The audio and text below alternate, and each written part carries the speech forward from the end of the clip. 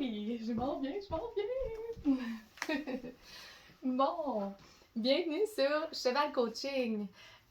Aujourd'hui, en ce 24 juin, je reçois mon conjoint, Olivier Fauvelet, qui est spécialisé et conseiller surtout en nutrition équine. Entre autres? Oui, entre autres, exact. 24 juin rime avec fête au Québec. C'est la Saint-Jean-Baptiste, donc bonne Saint-Jean à fête. tous. Oui, bonne Saint-Jean. Et je dis bonne fête parce que j'ai en tête la fête de ma mère qui est également aujourd'hui, le 24 juin. Donc, bonne fête, maman. Bonne fête. Oui. J'ai invité mon conjoint aujourd'hui parce que je tenais à vous donner la chance de poser vos questions à une personne qui travaille dans le milieu de la nutrition et aussi parce que le mot cheval de tatouer sur le cœur. Alors, je suis pas inquiète là, que tu vas faire de ton mieux pour répondre aux questions des gens. Absolument, je fais de mon mieux. Oui. Et sans plus tarder, j'aimerais que tu nous parles de ta passion pour les chevaux, OK. puis aussi ton parcours professionnel. Donne-moi juste un instant, je vais aller derrière la caméra. D'accord. Je te cède la place. Ma passion, elle me vient de ma plus tendre enfance, comme tu sais, pour toi. Très jeune. Dès que j'ai pu avoir des mémoires, j'ai mémoire d'avoir été fasciné et passionné par le cheval. D'un point de vue culturel, c'est sûr que j'ai eu la chance de grandir dans un milieu riche, d'un point de vue culture équestre, on va dire, avec un grand-père qui était cavalier, l'officier de cavalerie lui-même, donc qui a eu des chevaux, etc. Donc c'est resté très appliqué, imbibé dans ma famille, dans les faits. Ouais. Après ça, d'un point de vue parcours professionnel, j'ai étudié en élevage du cheval et en culture fourragère et en agriculture, poursuivi par la suite des études en génétique animale, en compréhension de génétique animale, et toujours travaillé dans le milieu agricole, dans les faits. Que ce soit du côté cheval, aux États-Unis, où j'ai pu poursuivre mon intérêt très jeune, et plus jeune que ça encore, donc j'ai eu la chance de travailler dans plusieurs élevages en France, plusieurs races, même pour des chevaux de trait, donc toujours baigné là-dedans, dans les faits. Toujours eu un grand intérêt et je pense que je l'aurai toujours. Exact.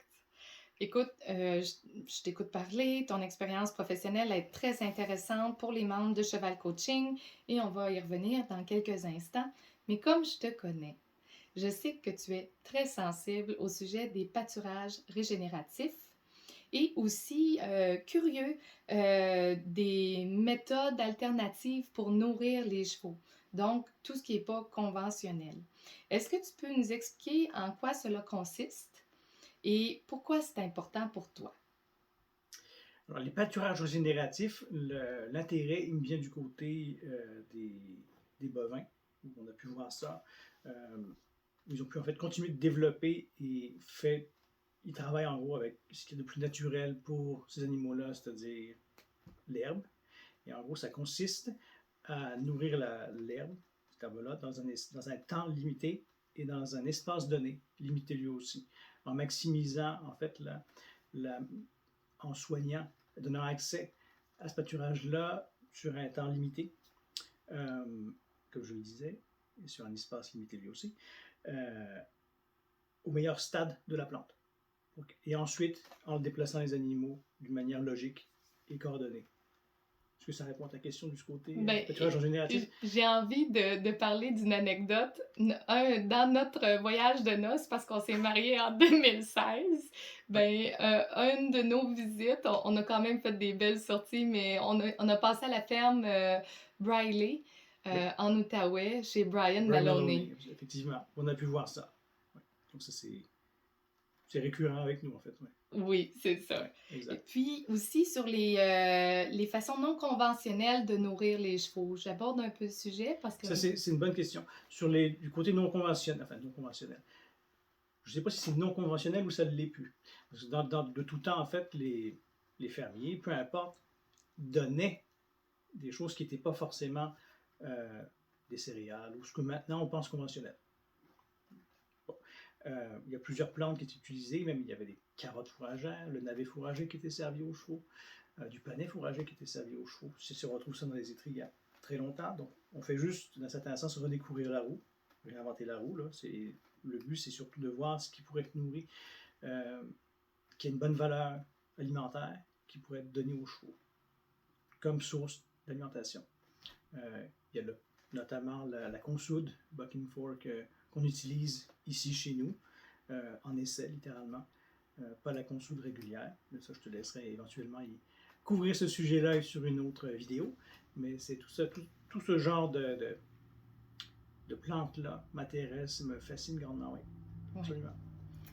Ben, c'est très intéressant. Ma prochaine question, dans le fond, je reviens aux membres de Cheval Coaching. J'avais offert l'espace là, pour que les gens puissent te poser des questions. Okay. Et puis, j'ai 4 questions données par les gens. La première, est-il bon de donner des céréales aux chevaux? Et si oui, quels sont les bienfaits? Et sinon, quels sont les méfaits? Okay, donc pour les céréales. Les céréales, en fait, c'est une méthode traditionnelle de soigner les chevaux. C'est pas une méthode naturelle. Ce qui est le plus naturel pour soigner un cheval, en fait, c'est de l'herbe. Même pas du foin, parce que le foin, on peut dire que c'est... oui, c'est naturel, c'est de l'herbe séchée, mais il y a déjà eu un processus de transformation, même s'il est mineur, il y en a déjà eu un. Les céréales, c'était pas un mauvais choix à l'époque, parce que c'était la seule source concentrée d'énergie, de calories qu'il y avait.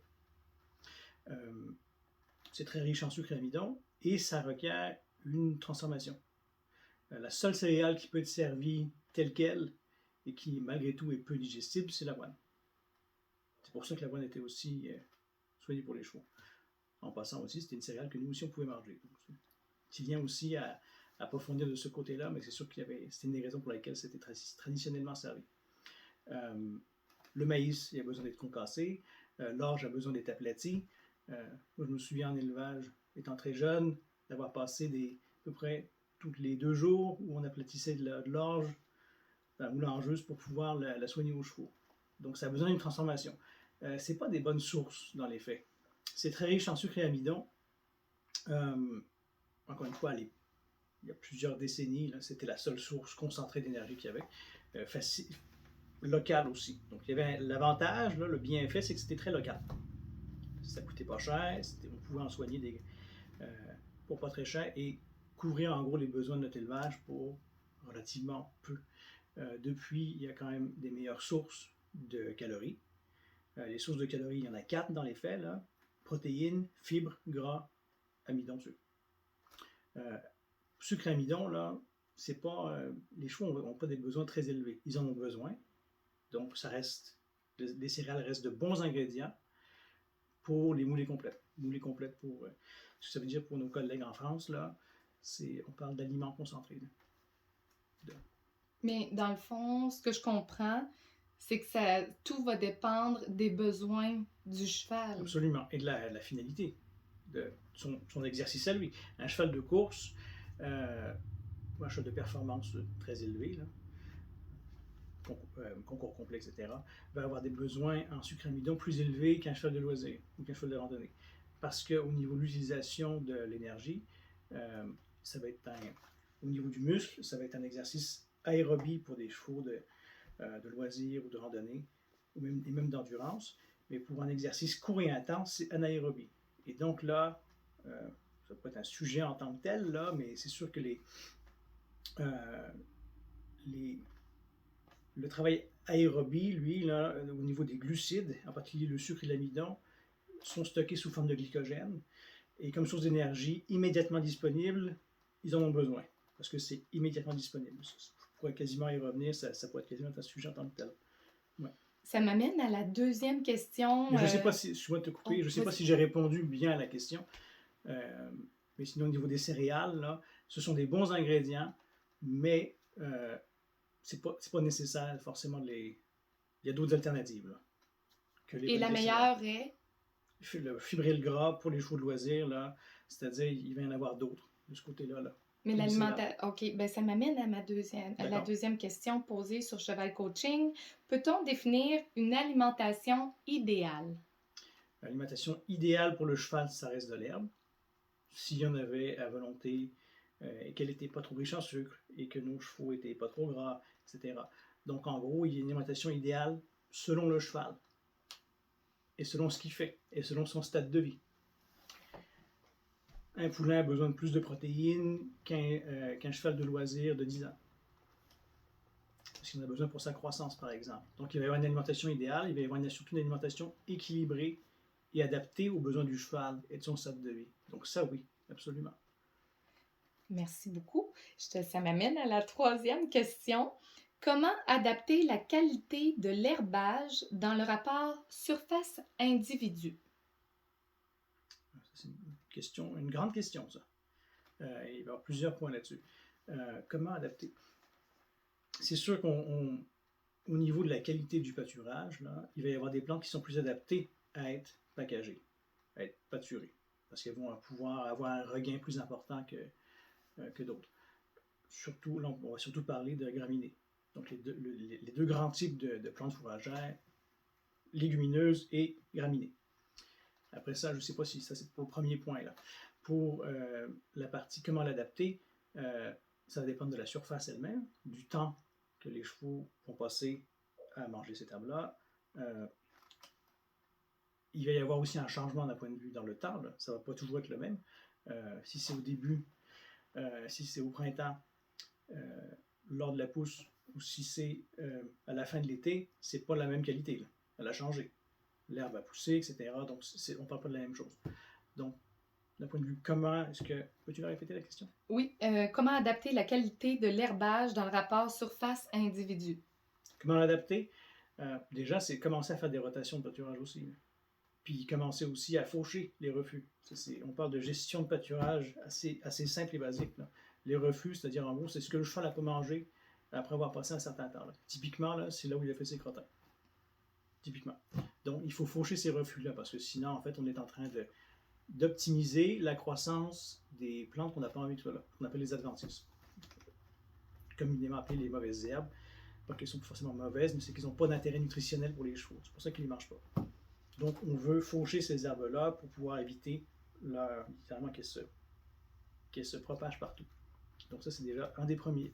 Des autres points, ce serait d'avoir une bonne gestion de ces pâturages.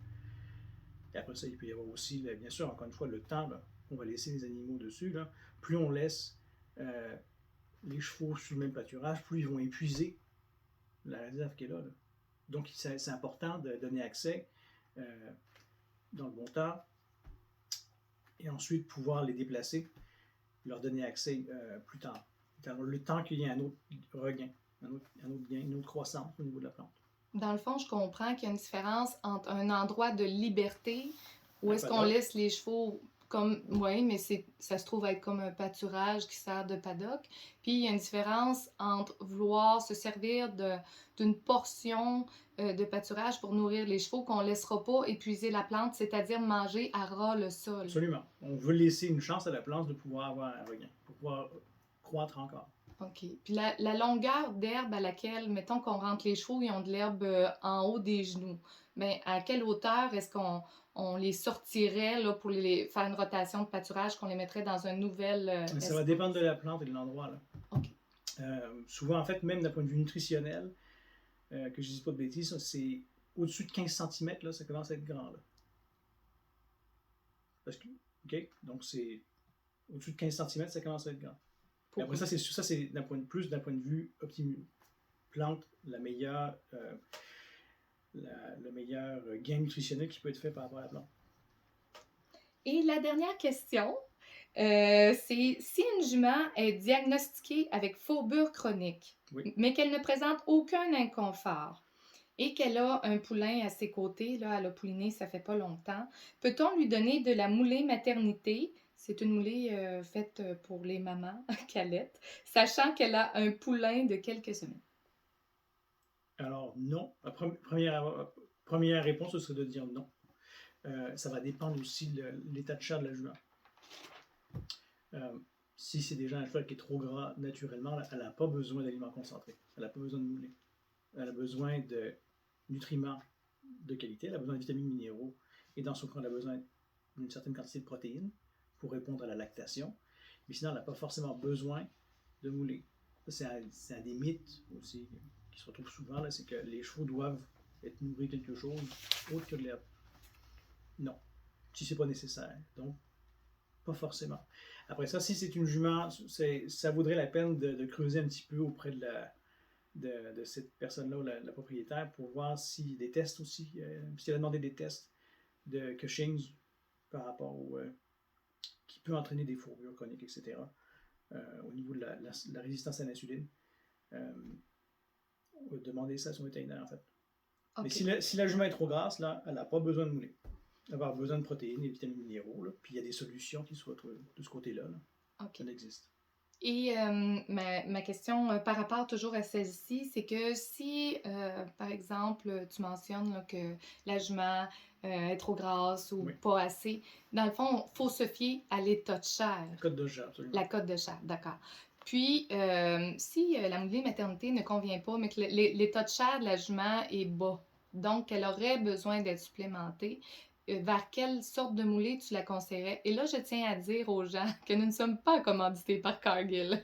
Sauf que vu que toi, tu es professionnel, j'aimerais ça au moins que la personne sache vers quoi se diriger si... Il va y avoir des moulées en fait qui vont être faibles en sucre amidon, qui serait plutôt le genre de moulée qu'on veut. OK, peu importe le concessionnaire qui vend ou la sorte, ça va être des moulées faibles en sucre et amidon. Oui. D'accord.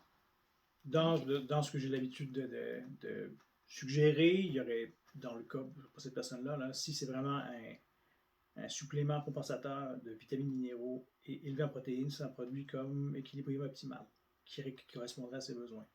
Après ça, si c'est une moulée, un aliment complet, un produit comme Super Fibre Intégrité, très bas en sucre amidon, pourrait convenir à ses besoins. Okay. Il n'y a pas de mauvaise moulée, hein. Il y a juste des mauvaises utilisations dans les faits. Là. Okay. J'ai même envie de revenir sur la question sur les céréales. Là. C'est pas forcément des mauvais choix. Là. C'est juste, il va vraiment être des mauvaises utilisations dans les faits. J'aime beaucoup ce que tu dis, mais ça m'emmène un peu à te demander quels enjeux alimentaires vois-tu pour les propriétaires de chevaux, surtout en contexte de changement climatique?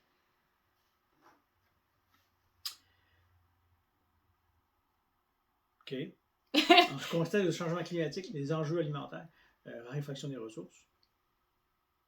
Hein, ben c'est pas un secret, donc ça va être de plus en plus difficile d'avoir des... Puis en plus, ce qu'il y a avec le réchauffement climatique, en plus, ça entraîne une perte de la qualité des grains, des ingrédients en fait. C'est tout à fait honnête. Donc, l'enjeu, ça va être surtout d'avoir accès à des fourrages de qualité en permanence, donc du foin de qualité. Avec la raréfaction des ressources, là, il y a beaucoup de pression pour que les producteurs fassent planter des céréales simplement là, pour l'alimentation animale et pour l'alimentation humaine. Donc ça amène vraiment de la pression de ce côté-là. Et une mauvaise utilisation du gaspillage alimentaire. Là. Des animaux trop gros, là, comme on en voit très souvent en ce moment, là, c'est assez préoccupant. En fait. Première chose que je pourrais suggérer là, par rapport à ta question, c'est que tous les propriétaires vérifient régulièrement la cote de chair de leurs chevaux. Des chevaux trop gras, là, sont des chevaux qui gaspillent, dans certains sens, des ressources. Et ils sont peut-être beaux et ronds, mais souvent, ils ont plus besoin de cuire dans la ration, c'est-à-dire de travailler régulièrement, comme je dis, avec une selle sur le dos et avec une bride, que d'avoir accès à du foin. Avoir accès à du foin en permanence, c'est bien, mais par contre, il faut éventuellement le limiter. Si l'animal est trop gros, trop gras. Et s'il reçoit des céréales en plus, c'est pas nécessaire. Donc, les gens, ils valident, ils regardent la cote de chair de leur animal souvent. Ça, c'est un des enjeux aussi. Parce que c'est un gaspillage directement fait. Puis c'est un gaspillage parce que l'animal n'en a pas besoin. Et en plus, c'est pas bon pour sa santé. Donc là, on peut faire un certain parallèle avec nous aussi. J'ai moi-même quelques kilos de trop. Il faudrait que j'en perde certains. Ouais. Ben, je trouve ça drôle de t'amener ça d'une façon un peu rigolote, mais quelle piste de solution entrevois-tu avec les enjeux que tu as mentionnés? Mais je pense que tu en as nommé juste en disant évaluer l'état de chair. Évaluer la cote de chair, déjà, c'est la première étape. Mhm. Un animal qui, qui est trop soigné, là, qui reçoit trop, là, la première chose à faire, c'est s'assurer qu'il couvre ses besoins alimentaires en vitamines minéraux. Ça, oui, c'est la base. On ne veut pas lui couper ce qu'il a besoin pour vivre et vivre en santé et pas juste survivre, versus un animal qui n'en a pas assez, lui, qui a besoin d'avoir un accès supplémentaire. D'accord. Et dans le fond, on achève l'entrevue, mais je trouvais ça important. Comment est-ce qu'on peut te rejoindre pour des questions ou des conseils en nutrition? Oui, courriel connect at equipurina.ca, connect, C-O-N-N-E-C-T, à commercial equipurina, E-Q-U-I-P-U-R-I-N-A.ca. Juste mettre d'ailleurs mon nom dans le sujet, ça me fait plaisir de vous répondre. Et par téléphone au 1-888-458-6914. Merci. Et je fais ça tous les jours. Et je vais l'ajouter dans le bas de cette vidéo d'aujourd'hui. Et je me demandais si tu avais des liens à nous suggérer ou autre documentation en lien avec le sujet d'entrevue de ce matin. Et si tu ne les sais pas par cœur, on pourra toujours ajouter... Non, c'est une excellente question. Les rats nationaux fournissent d'excellents articles nutritionnels, vraiment. Il y a plusieurs sites, notamment des horse.com en anglais. Il y a d'excellents articles au niveau nutritionnel. Il y en a d'autres, bien sûr. Ouais, ça me fait plaisir de les partager. Et sur les pâturages régénératifs, puis sur les façons alternatives de soigner les chevaux, avais-tu quelque chose aussi? Assez peu, en fait. Vu que c'est pas un sujet qui est très traité, en fait, en ce moment-là. Donc, c'est littéralement, ça demande une concentration sur le sujet. Ouais. Ben, Olivier Fauvelet, conseiller en nutrition équine, je te remercie d'avoir été avec nous aujourd'hui. Et ben, j'espère... Merci à toi de m'avoir invité. Ça fait plaisir. Et je dis bonjour à tous les membres de Cheval Coaching. Je vous souhaite une belle semaine. Et n'hésitez pas à partager la vidéo, à inviter des nouvelles personnes. Plus qu'on est de fous, plus on rit, paraît. Donc, on lâche pas. Puis je vous dis merci d'être là. Et Merci au beaucoup. revoir.